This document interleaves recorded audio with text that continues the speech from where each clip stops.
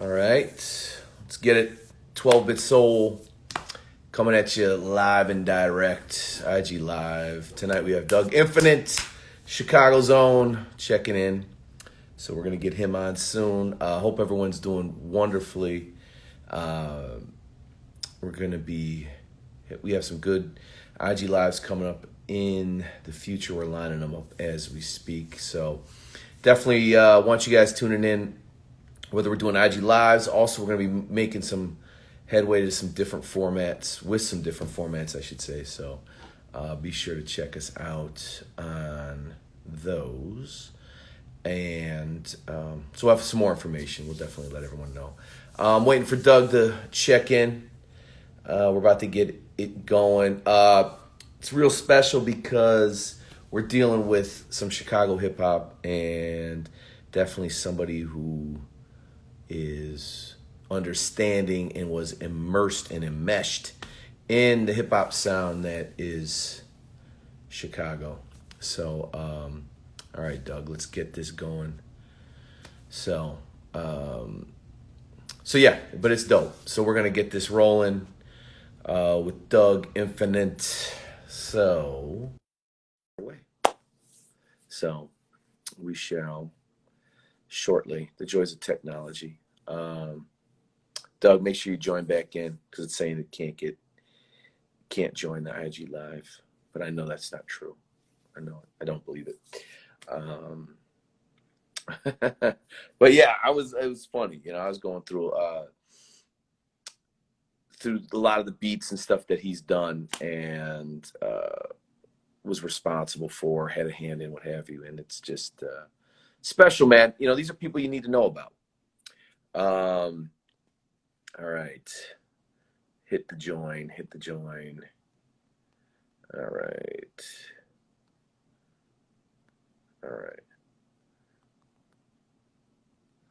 All right, Doug, I need you to join in, brother. So, okay.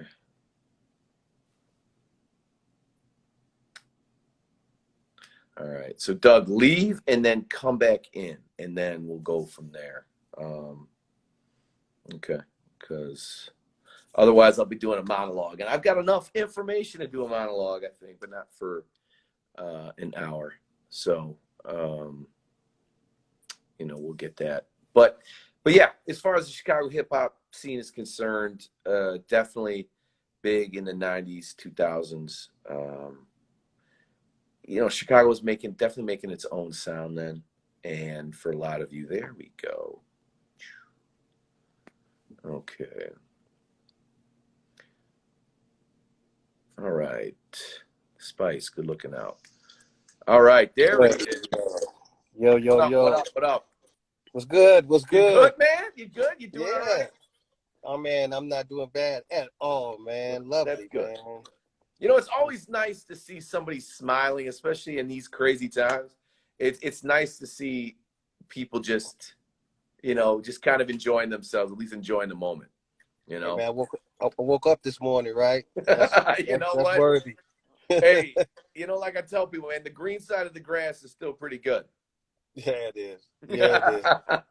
But yeah, man, I was doing my monologue. I always feel like I'm doing my Jay Leno monologue, right? And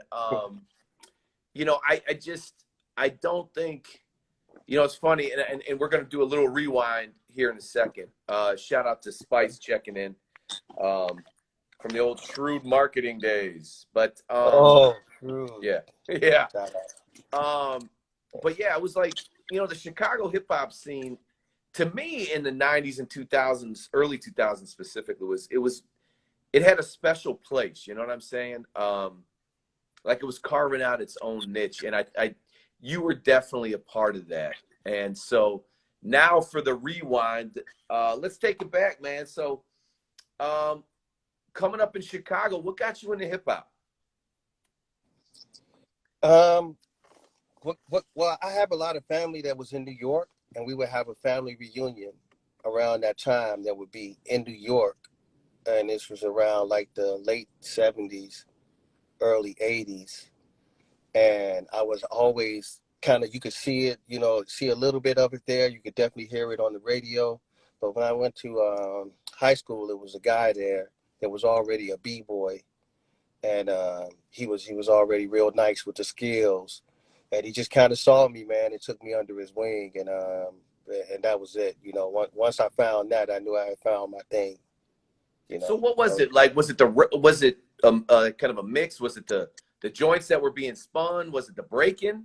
Was it the DJing? What was it? Or was it kind of all the elements, the MCing? What was it for you that really did it? Well, my entry point was b-boying, but I mean, like I was heavy into, like, I think around that time that magazine Subway Art Oh was wow. out, and I used to stop every day at like the bookstore, and we used to, it was kind of cool to have a piece book, and then I would get markers and I would look at that book. So I was definitely into what was happening on the graph scene. I was b-boying. I had been DJing before I was even b-boying, and really heavily into music. I hadn't explored that side of hip hop yet. As far as a fan, I was listening to everything, but mostly it was, all the other elements, the freestyling when with the friends, the b-boying definitely, and like the graph. Those were my friends. Yeah. Well, Yeah. that's the thing. And so let me ask, so we'll move up a little bit. I know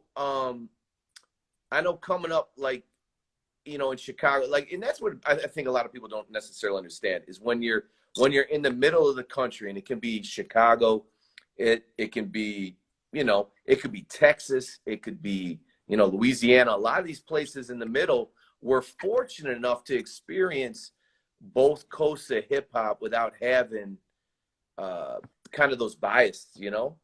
So how do you think that influenced you coming up?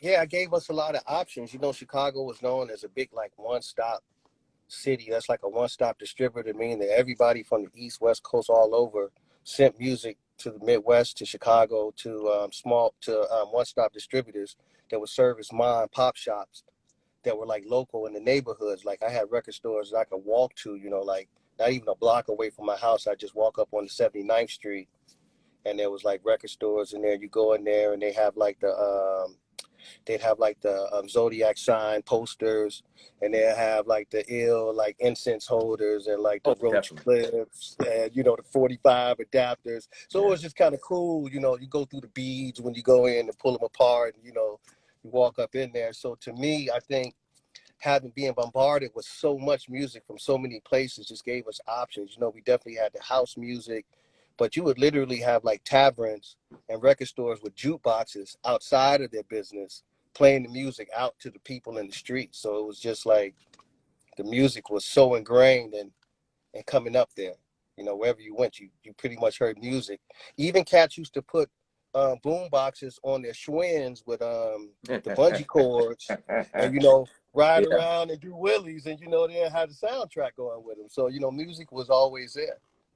No, that's cool, man. That's cool. So okay, so you came up on 79. So what spots around there were you hitting? Because I know spots around that area that I hit later on, but what were some of the joints that you were hitting up for records back then?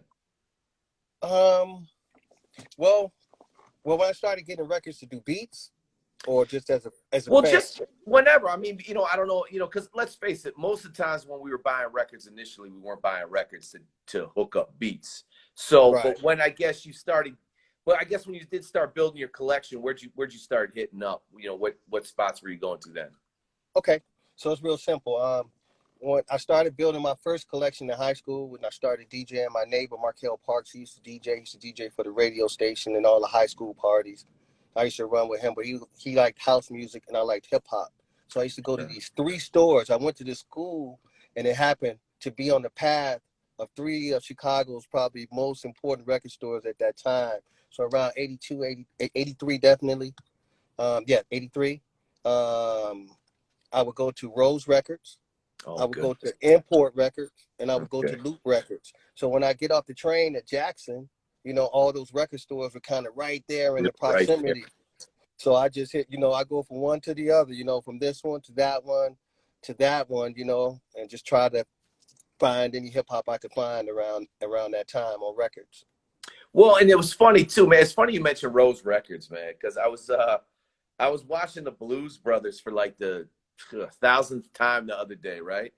And they're they're down there, or they're either in the mall or they're downtown. And sure enough, I don't know if they're driving to the mall, you know, when they're crashing the car and everything like that. Yeah. Sure enough, there's a Rose Records in that mall, and that mall was out in the Harvey area. It's obviously no longer there, but Rose Records was a big deal, man. Rose Records was a staple back in the day.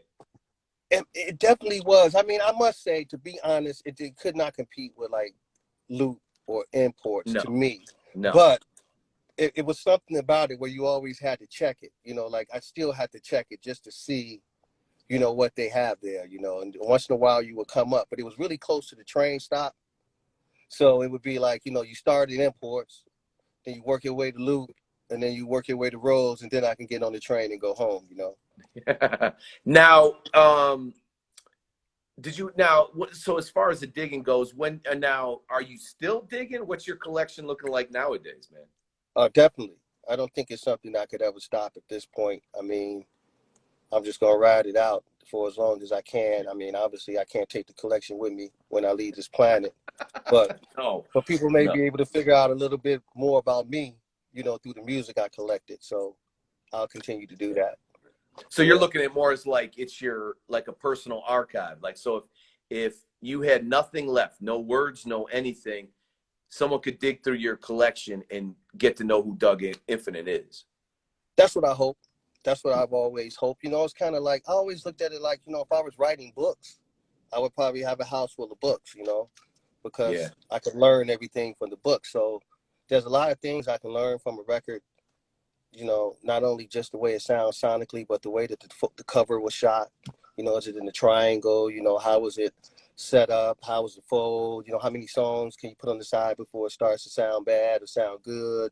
Why does this record sound better than this record? Is there a difference in the wax? So there's a lot of things to study from having Oh a yeah. physical record. So I've always, I'm a student, so I've got that as my resources, as like a library to go to, Yeah. especially when I'm feeling like, you know, like maybe things are flat a little bit. I need some inspiration or something. I can always go to my records and get that. So how many records would you say you got it about now, you know, nowadays would you say? I don't know. I'll say you know, I always like to throw that number out there, 10,000, Yeah. but you know, that's just a number. But honestly, I don't know. I've never even tried to count my 45s, and I never even, you know, I got records in Chicago. I have records here. I just, you know, I've lost records. I've sold. I tried to sell records one time, and it hurt me so bad, but I've never really sold them. So, but I've definitely No, lost I some here and there. you know, But I would that's say 10,000. that's yeah, I mean it's tough because I mean I always say I'm gonna, you know, kind of scale my collection down too, and then yeah, I don't. You know what I'm saying? It just, you know, I just ordered some, you know, I ordered some more the other day. This Yeah. guy I know that I get records from, he's like, yo, I got 28 joints. They got breaks, this and that. And I'm like, oh, fine. You know, I'll send you the PayPal. I got you.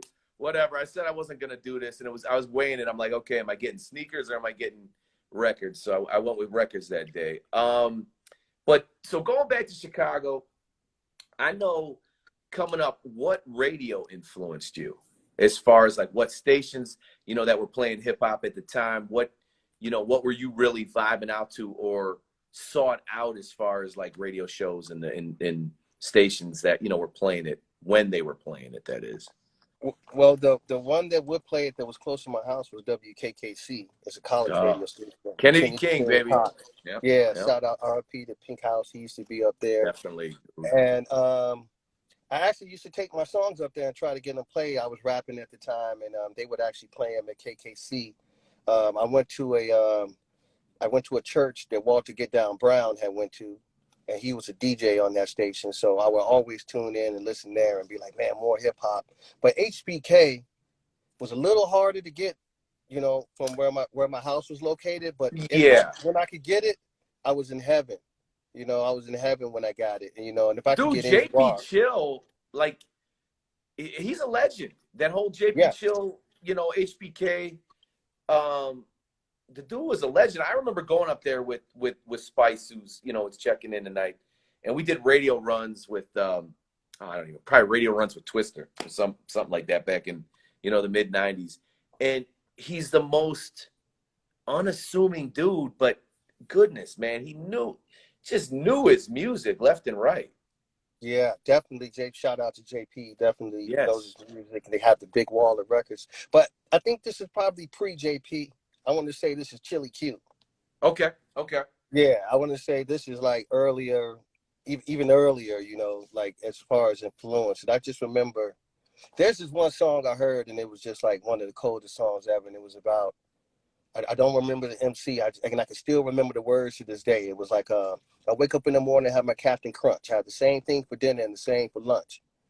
Walk across the floor and I kick the cat. I leave him alone if he caught some rats. And, just the way that story was unfolded, it just really like spoke to me to be like, yo, I need more music just like that, No doubt. And now let me ask this too. And I kind of go back to when GCI picked up and started doing the rap down with Frankie J, Ramonski Love, Disco Dave, R.I.P. Disco Dave.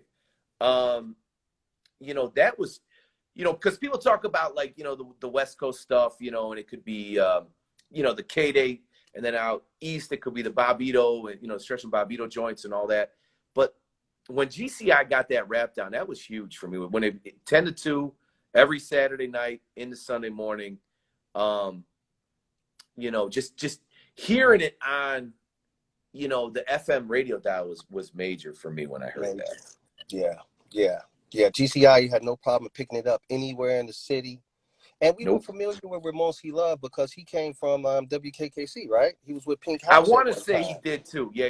I want to say that Ramonski Love and Pink House had a show together, and they were already spinning the rap. They were playing the local stuff. So when he made that transition, at least us that people we were putting out records at the time, we felt like that was great because it just opened up that listening audience. I mean, it was just a big deal. I mean, it was. Especially because what was that? That was late 80s, early 90s. Yeah. And, for a station that big to be playing a hip hop, like 4 hours of hip hop. I remember, doing where I'd record. I would fight the sleep just to stay up and listen to this.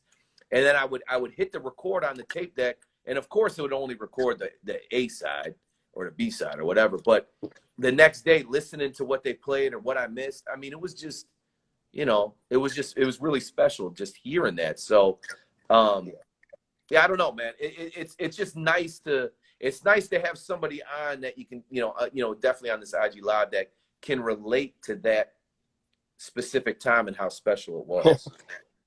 Yeah, it was a very, very, very, very, very special time, man. I mean, it was just to be able to be a part of something that was like, to see it coming together and to see more and more people joining, more and more records coming out. And there was always, crews in Chicago that were like putting out records on the South Side as well as the West Side. Sure. And it was good to hear the local music because then you knew, like, wow, who made that song or who made that music or who's doing that rhyme, You start to learn everybody. So it was amazing to be a part of hip hop at that time. And no, it was dope. So now maybe fast forward a little bit, probably not much. What got you into production, man? What made you, get behind the beats? A guy named Smooth OZ. Okay, tell us about him. Well, I did a record with him. I worked with him for a while. Maybe when I was a senior in high school, I used to organize these marathons. I was an athlete. I was on the track team. I used to pole vault. And my coach helped me find a job, working with the marathons. And this guy worked there. And I would always freestyle to him, at lunch. And when I came back to the city, after I went away for college for a short time, I came back to the city and he had a tape called Zombies in Effect. Oh, jeez. Okay. And back then, I was all about the booming system. I had the Samurai Suzuki with the, loud sound. So, any hip hop I could get, I was my own radio station. I was just, drive up and down blocks with playing the music as loud as I could. And I had his tape, and he asked me to record the tape, and we did the tape together. And you know, in retrospect, I probably overly critiqued his music, man. And you know, he was like, you know, he basically said, "Well, why don't you do your own music?"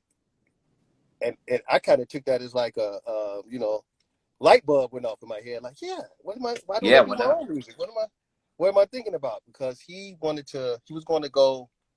He just had another, you know, vision. He wanted clean. I wanted dirty. You know, he wanted it to be, you know, more, you know, maybe he had done R&B and wanted to go in that way. Sure. And he was older than me, so it makes a lot of sense. And, you know, I was coming like a young kid that was like, no, we need samples and Right. Hard static and drums. dirty Right. drums and, you know, the whole thing. So, yeah, he actually was like, yeah, man, if you're going to basically, if you're going to critique my music, why don't you make your own? I mean, we're still, you know, and it was great. I thank him all the time, and I thank you for nudging me in that direction because I felt more comfortable when I actually started making my own music. So what were you Yeah. using? What kind of gear were you using? So what year is this that you're starting to make your own music? Definitely 89. Okay. I toyed around with it before that, but I never really went deep. I went to my one of my best friends, man, and we both worked. He worked in a barbershop, and I was a sky cap at the airport, man. We put our chips together and went to the Guitar Center, and you know, bought the gear. What you And cop at the which I guitar copped. center did you go to? Which guitar center did you go to? I went to the Guitar Center when it was in Cicero at the first location, not the one on 80th. It was like 76 or something like that. The old Guitar Center and the brick building on the side. I wanted to What? get the SB 1200, and they promised me that. But the SB 1200 back then cost $3,200, and that was like literally like half of my budget, if not even, you know, more than half. So they weren't able to throw that in the deal. So they threw in a Roland W30, and Oh, okay. that's what I started on. I had a Roland W30, a couple keyboard synths, some speakers, mics, and went and did a record. I went and did a record for this guy named Sudden Death. We went and did a 12-inch together. Okay. Okay. Yeah. That W30 was a beast though, man. Yeah, but it was like going, you know, it was like flying the space shuttle, man. The manual was like this thick, and you know, everything in it, it was like foreign language, and everybody around me was using the SP 1200. Like, you know, Dion, No I.D, kept telling No me, doubt. you need to get the SP 1200, and they'd be like, hey, if you're making those songs on the W30, when you get the SP 1200, you're gonna be like, ah. So I've had to get what everybody around me had, you know. Yeah. No, I feel you. It's funny you went over to oh man, it's funny you went to Guitar Center on Cicero, bro, because that's where I got some of my gear because that was at the original Guitar Center that had the terrible parking. It was like Yeah. 3 feet. It was 3 feet. It felt like it was 3 feet from Cicero. So like you were Yeah. guaranteed to get rear-ended pulling into the joint. Oh yeah, it's And right by Toys R Us and yes. But Chris, that's not the first one. The first one was on 95th Street in Beverly, in between like Really? Levitt and Western. It was like a Yeah, I know two-story exactly where you're building at. with like a glass front, and it sat abandoned for years. But that was the original Really? location. On Yeah, it was in Beverly 95th Hills. and Beverly. yeah, I know. Dude. I mean, Beverly Records, man. I mean, I know. Trust me, I know Beverly. Yeah, you got to You know know, that. jeez. But dude, in your story is funny because my production partner Brent, Divided Souls, he's on, and I remember going into that Guitar Center, and that's when this was 93, right around there, 93, 94, and I saw the MPC 3000. And I swear, you know, granted, I'm getting nostalgic, but when I walked in there, I felt like it was on its own little shrine, and it had its own light on it, you know, and it was just Yeah. kind of like the Yes. you know, moment. And dude, I remember the price tag on that sucker, and it was, whew, man, that 3000 was easily 3,000, 3,200, Yeah, it was like and 35. It was 3,500 too. It was the competition. Well, it was blowing yeah, the SP out the water because it had all the sampling time. yeah, So yeah, and everybody it was was using a the grip. SP. And Yeah. I wish, because I made the mistake. I got talked into getting, and at the time, I got talked into getting Cakewalk. And, and Cakewalk was dope. The It problem is was. this is 90, computers, like, come on, man. So I got this computer that it couldn't. The problem is I was like, the Cakewalk's dope. But after like 3 tracks of recording, because the computer was inadequate, it would crash. So every time me and my boy Brent we do a beat, we're like, yo, we're doing these beats on the computer, man. We're fancy. The motherfucker would crash. And so I look back and I'm like, I wish I would have got that 3,000. It's not that I had 3,000 money, but I wish somehow, some way I could have gotten it. But it's funny you talk about your guitar experience. But so going into, okay, so we're going into the 90s. You talk about meeting Dion, aka No I.D. How did that come to fruition? How'd you guys link up? I had a music studio that was on 95th Street, kind of close to that Guitar Center, in between like a record store and the library. And cats used to just fall through, man, bring their gear. Some used to get studio time, but it was guaranteed that at least a couple times a week we were going to have this big, like, freestyle session with just beats, and we were going to have the mics live, and we were just going to just freestyle. And this guy I went to school with, a house DJ, Frank Washington, he would come up there and he would sell Afrocentric stuff around the time the Afrocentric stuff was in. Sure. And he bought Dion by, because we would play chess. And he would always be like, hey, man, you got to play my friend in chess, man. Y'all play alike. He was like, you guys, and he makes beats. And he works with this guy to sign. I was like, somebody to sign? Because we didn't know anybody there. Right. Yeah, exactly. And sure enough, he came through and he bought him through. And we played that game of chess. And we just started running together and cooking up every single day for years after that. Yeah. I mean, because I every now and then on the IG Live, I try to dig out a few treats every now and then. And I look on the back, as far as that goes, and I'm saying to myself, like, dude, this is, Common's 3rd album, The One Day It'll All Make Sense. And he's kind of coming into his own. How'd you get down on that project? Because you did talk about the 2 joints that you did on there. You probably were associated with more, but the ones that you were at least credited with on there. Well, I had been around those guys since the first album, though, right? I mean, a lot of people don't know that in the second album, Resurrection, that's I'm one of the B-boys. I'm the one doing the 1990s in that video. So in which video? I used to. Hey, my girl Celeste, who I went to school with, was one of the main chicks in there. The real sexy. Yeah, Celeste. Yes, that's right. Really? Right. Yeah, I remember the name. Now that you say that, I definitely remember the name. Yes. Yeah, she was in there, and I was B-boying. I used to love her. And Ross would come up with freestyle. We had a great relationship. I think he had an apartment building, and I'm gonna show you how things work out. He had an apartment building that he had just bought. Him and his stepdad was working on, and he asked me to do the drywall in it. I was always known as a handy guy, that can fix stuff, like especially buildings and stuff. So I went and I did that drywall, and after that, around that time, I had finished another building I was working on, and Rosh came to me and he said, yo, my album's almost done. He said, I'm missing one song. And I think that whole day, man, we freestyled.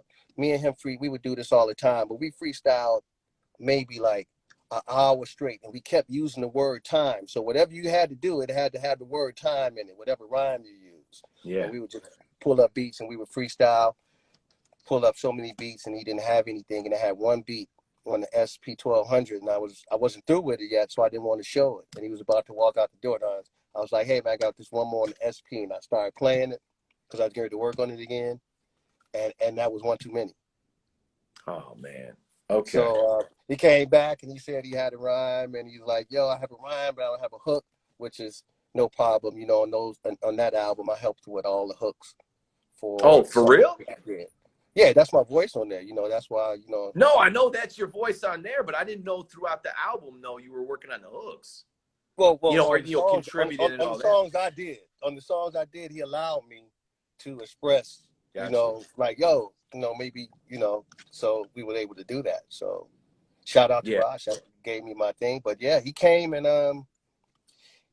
looked me up for one, and I wound up being able to do, you know, more than one. So that was a huge blessing, and you know, shot because it was tough. It was really competitive. I mean, you got to think who was around at that time. You had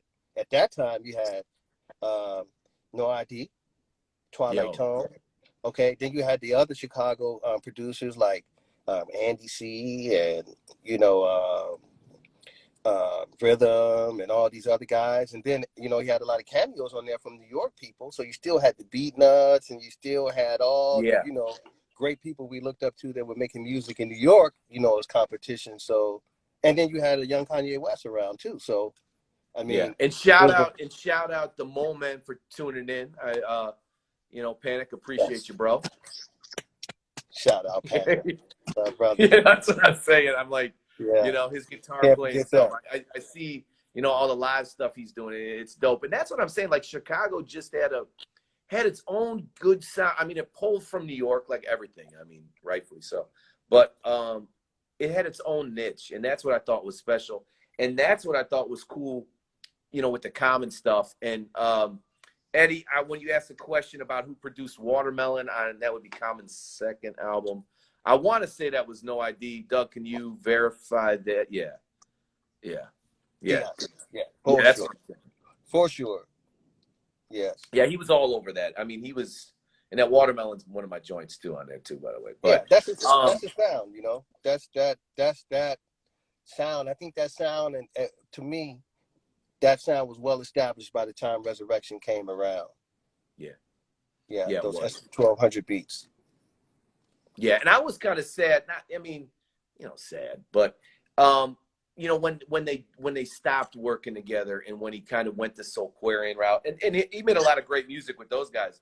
That's not a shot or anything like that, but it's just, you know, I always looked at No I.D and Common as like, you know, I don't want to say guru, and I know the comparison, like kind of like a guru and Premier, but it was just like there was something special in the music, and you complimented that vibe too.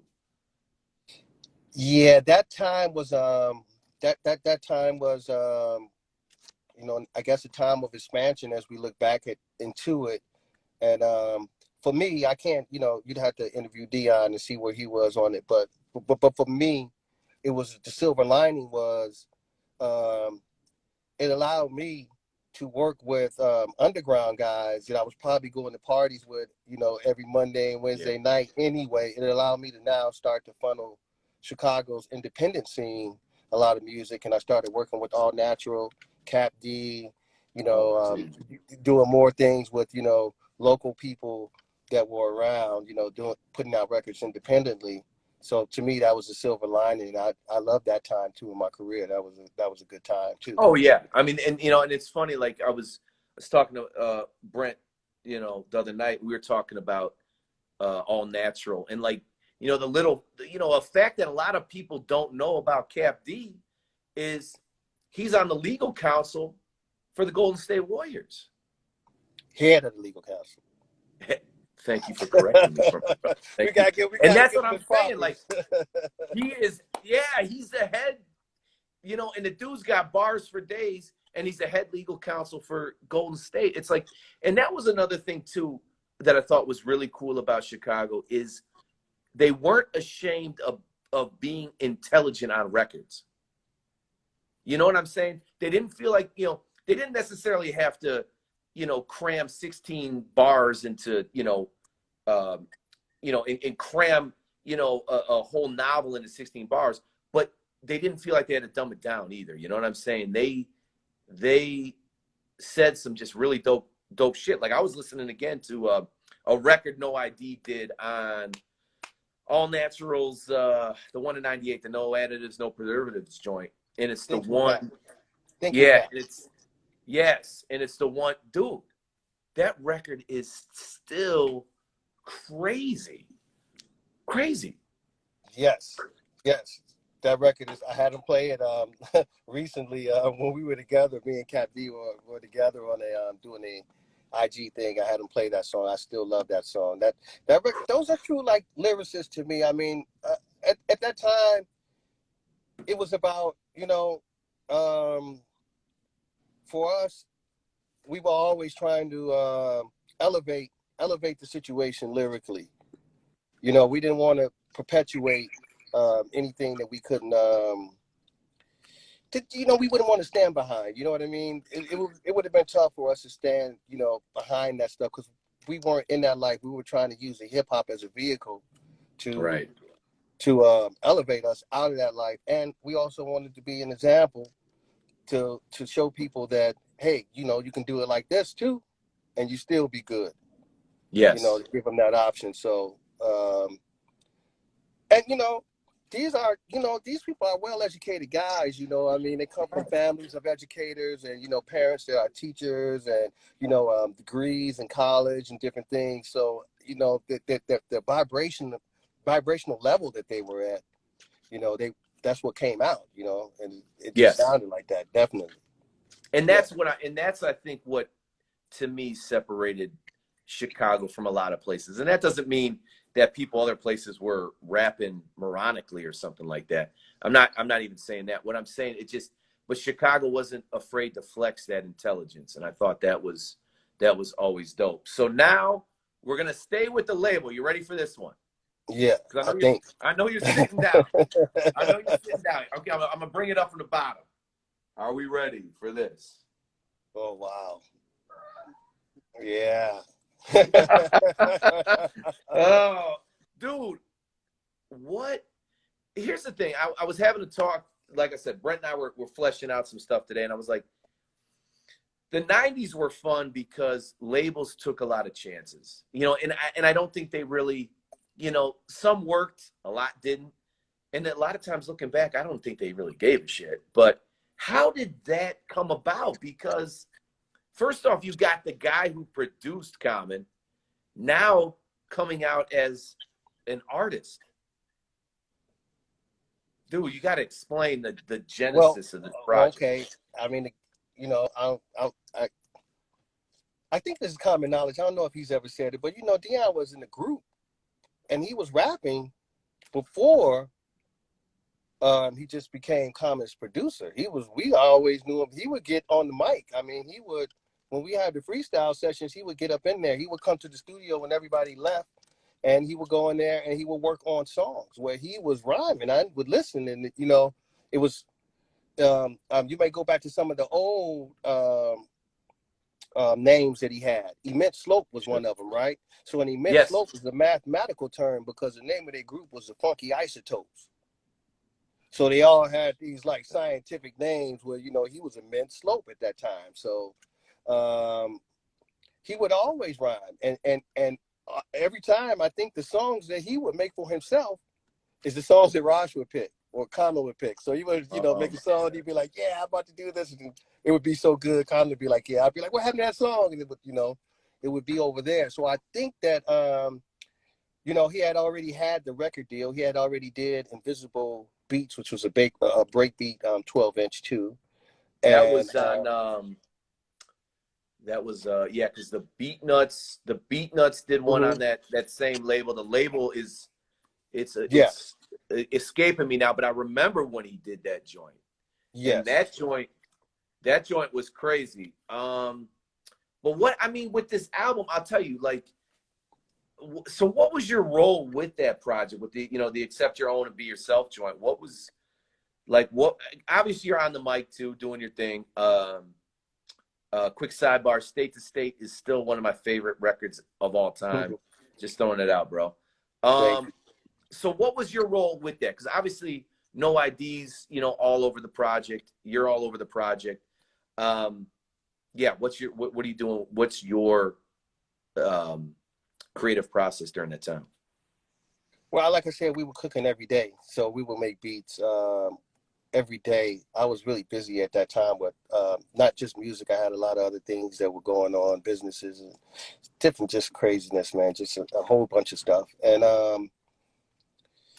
he was working on the album, and I think that album had a lot of people that were supposed to be on it. I think the original cast may have been somebody like, I think if he could have done it the way he wanted, it would have been Just Row, it would have been the Syndicate, it would have been Gravity, and it would Oh, have been myself. You know, and I probably just would have done a production role, and I would not have probably MC, you know, yeah, unless he would have asked me to. But for some reason, I think during that time frame, um, Syndicate got a deal, Grav got a yeah. deal, and I mean, you know, so it was kind of like, you know, you're trying to, you know, get from A to Z, and all these different things are happening. I just kind of stuck around, and I remember it was just me and him one day, and he was like, "Yo, I got to turn the record in," and we went in there and we made Real Weight. Okay, okay, We went in there and we made Real Weight. We came up with the hooks and the rhymes, man. We put the song together, and it was something that had to be turned in right away because it was going to be on the flip side of Bitching You. So okay. And yeah. what I liked on there too, you know, how you guys were chopping the samples on there, because you guys were definitely, Mm-hmm. you could feel the crates getting deeper, so to speak, on that project. You know, it was, you guys were hitting up some stuff that, you know, yeah, I just remember even at the time, and how you guys were programming, you know, the beats. What were you guys using at that time, equipment wise? Oh man. So Dion had built out a studio in his house at that time, and he had a lot of gear, but he had moved over to the Kurzweil, which it was Really? just, you know, the Kurzweil, the rack mount. It was a K2500 or a No, K2500. I remember. Yeah, I Yeah, know. so he moved over to the Kurzweil. He liked the way it sounded. There may have been a bit of pressure from from from from you know, just to make songs that were more like, you know, with instruments in it, because this is what was happening at the time, right? Not just sample songs. So the Kurzweil No. opened that up. So it was a Kurzweil. It was an MPC. It was an MPC 60 that I had, that had got a Roger Land update from Roger Land. I found it in the back of a magazine, called him and got one of these updates, put this board in, and upgraded it. Okay. And I sold that to him, and he sold me an SP 1200. So that was kind of the combination. I had a 2000 and SP, and we had the 60, and he had a Kurzweil K2500 and a hot rodded Tascam board with knee EQs that he got from Ray Nema at United Technique, and a flat 16-inch, 16 track, 1.5 inch or 1 inch. It was like usually the Yeah, format that you see a 24 track on. I hope I'm not I talking, know. Yeah, you of know, course. for all the, you know, gear people out here, but it was a flat 16 tracks. We had everything, and he had ADATs too, so anything could have been used on that. And you know, I think everything was used, but And um, it's yeah, I definitely mean, took its range from the beginning of the album to the end. yeah, I mean, and that's what I'm saying. Like, I mean, it just, you know, listening to it, you know, sonically, the drums and everything are pounding. Um, you know, the programming's there. Yeah, but I could see, because Syndicate, infamous Syndicate, for those people out there who may know them as that, they signed with Relativity anyway, didn't they? I think. Yes, yes, he Yeah, did. yeah. Absolutely. So it was interesting. Like, they, obviously Relativity saw something in Chicago artists, um, you know, as far as that goes. Peter But Kayne. you know, Peter Kayne yeah, might have. He was the A&R at that time that originally signed Common. So he spent a great deal of time in Chicago, and he got a chance to see what was happening at the organic level, like at the underground level. So Pete knew, you know, he was oh yeah, listening. He was always around. People were always sliding them tapes, and he really loved Dion and Rash's music, and you know, and the people they work with. I mean, they had a pipeline that was open, and they had everybody's attention, and they yeah, were able to push artists um, through that. The only one that didn't probably go through that system is Grav, who went through Correct yeah, Records. yeah. He went over to Correct, and Brent, I know you asked who mixed it. I'm looking here, and Doug, I'm sure you can verify. It says the labels or the credits say engineered by, No I.D. Did he do a lot of the mixing on that record as well? His own record, I'm saying? Nobody touched that record as far as Really? mixing goes, except Dion. That's why he bought the That was good. studio, put it in his house, so that he can. I mean, you got to understand what I mean. Me and Dion were the type of people that we really like, really wanted to understand and really wanted to learn the gear, and we're trying to figure out how to chop stuff up and the best ways to do it, and we're going back and forth. I'm the type of guy that open up gear and solder stuff, so we had this type of mindset. Well, we got to learn how to engineer, because if you're going to bring all these acts to a label, then you'll be able to do everything in house and just turn the project in. That's logical. Yeah. So that was the thinking at the time. He got the house. He's going to build the studio. Let's build the studio. Let's have the records, and let's just be able to do everything from A to Z internally, which is something that we wanted to do. And that's why he got the board from Ray, and he got the reel, and we tried different things and different combinations to see what worked. Jeez. Test it out in the cars. Like I told you, I always had the booming systems, so I was always a test guy. And you know what? And it still holds up, though. There's records from any era that maybe don't necessarily age as well as some. The sound, the drums, the whole bit, brother. It still hits plenty hard. Yeah, Dion had some fire in his soul. He was really, that was his project. Although it might not be, didn't turn out. Maybe it didn't turn out the way that it started, which a lot of times things don't. But he definitely was very passionate about every piece of it, and wanted to oversee it from A to Z. I mean, you guys should hear the demo. None of the songs. What's the demo sound like? None of the songs that's on No I.D's demo is on that album. Don't tell me that. Okay. Oh yeah, I gotta tell you that. None of those songs are on the demo. So but I listened to the demo recently, and it sounded great. I was like, oh, he should have put these songs on there. You know. Okay. Eventually you're gonna have to play that over the phone or something, because, come on, man. I mean, I don't own it. I know who does, and you have to talk. We're trying to get it to Dion. We're going to get it to him. It's just a matter of. But it's great it'll be great for him to revisit it. It's great for me to revisit it. So how does it compare? How does it compare to the album? Man, I think the songs could have went on the album easily, man. Easily. There may have been some sample clearance issues or something, with a couple of songs that were on the demo, but for the most part, I mean, those songs could have easily been on the album. It sounded incredible, man, and it took me back to styles and ways of us doing beats that I had forgotten about. Yeah, until I heard those songs again, it was like, oh, I forgot we used to do that. Oh, yeah, that's right. So it's a wonderful thing, but I hope it sees the light of day. So do I. Yeah, I really hope it sees the light of day. But you talk about Grav, man. I know you and I were. I know we were talking a little bit about it the other day. Grav signs with Correct Records. Because that's not even on that's not on streaming services. At least it's not on Spotify. But I know that on that Grav project, you've got, Andy C, which Andy is dope. Yes. And then you've got on that project, No I.D, I forgot, he did one or two maybe on there. That's okay. He did a single. Yeah, true. And then what was your affiliation with that Grab joint?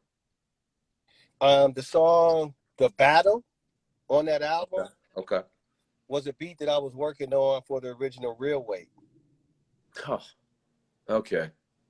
But it was included in his demo package because Grab was the MC at that time. So, and I did a couple songs on there. Kanye did a couple songs on there. Yeah. DJ Newmark was the A&R. And that's what a lot of people forget is Newmark was over there, and he was signing some really dope acts to Correct.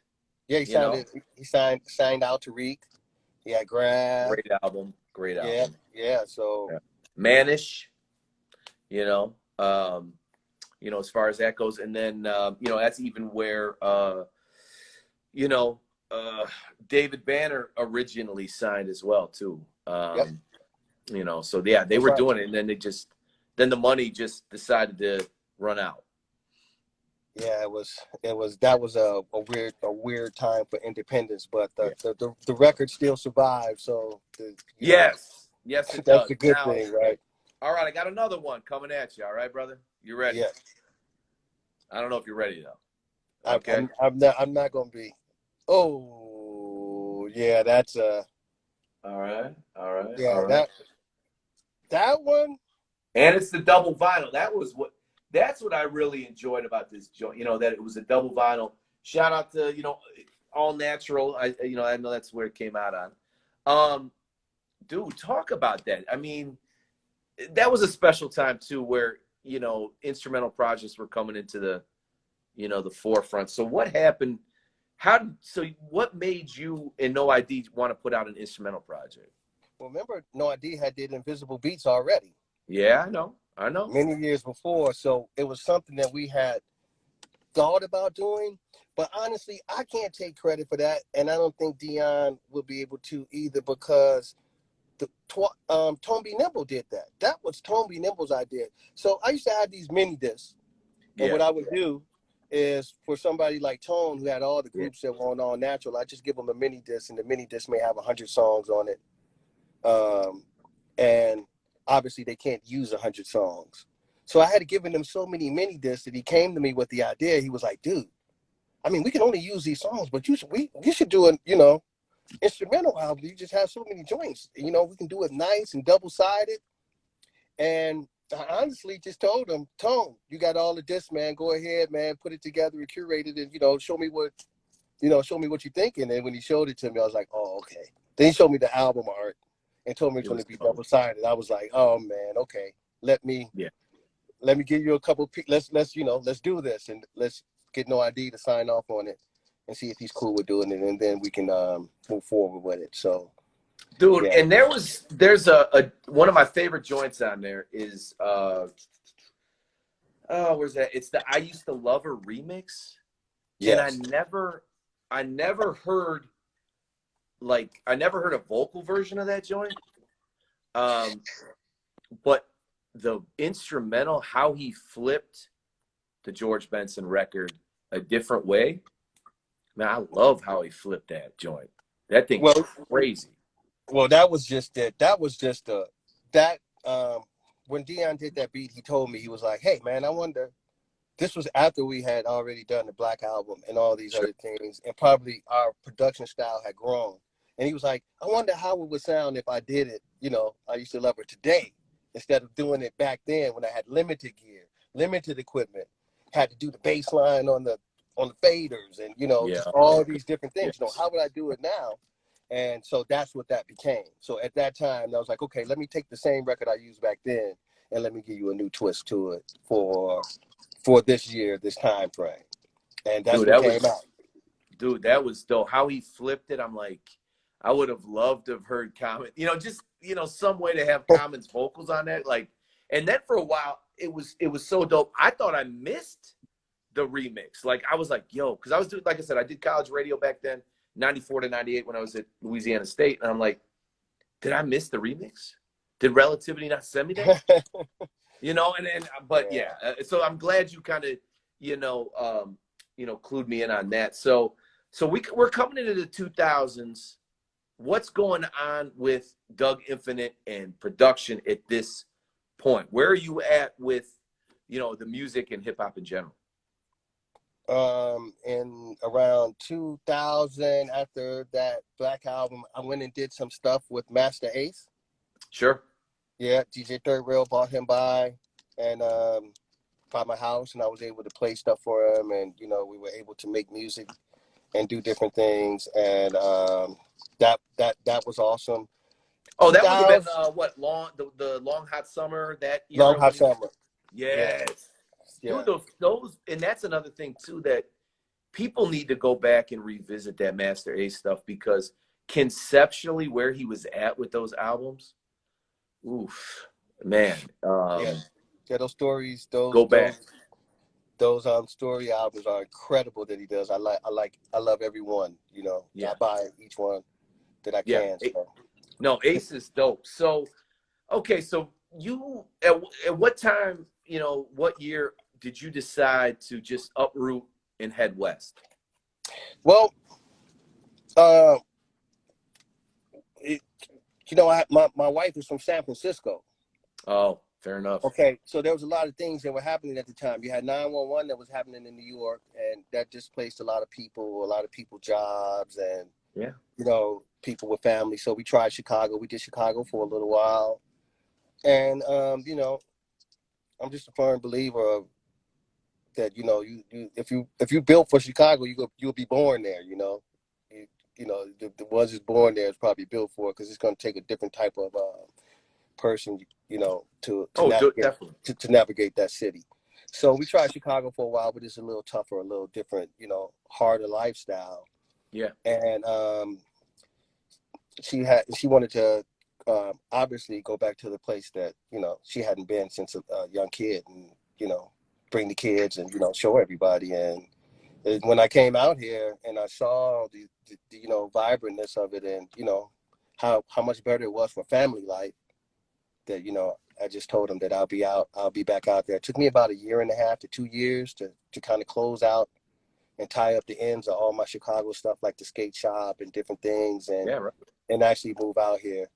But I thought it was a better decision for raising a family.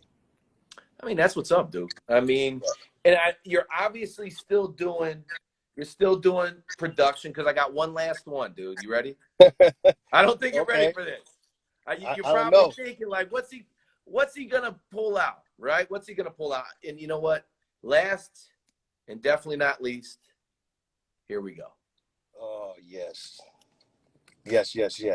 My brother, just so you know, I do support and have supported for years. So That's obvious. Thank you. I mean, and I appreciate the music you do. So talk about that project. Talk about, bring people up to the, mid to later, later, we'll say later 2000s. What's going on with you music wise, equipment wise, project wise? Kind of bring everybody in the up to speed on that. Yeah, when I first moved out here, I was working with Alex Aquino, who used to do ITF, International Turntable Federation, and he was doing like a DJ school, and I met a lot of kids at that time. I met this group of kids, Devin, Tico, Ivan, Max Kayne, because all these younger guys that just came up, and they knew who I was. I didn't expect anybody to.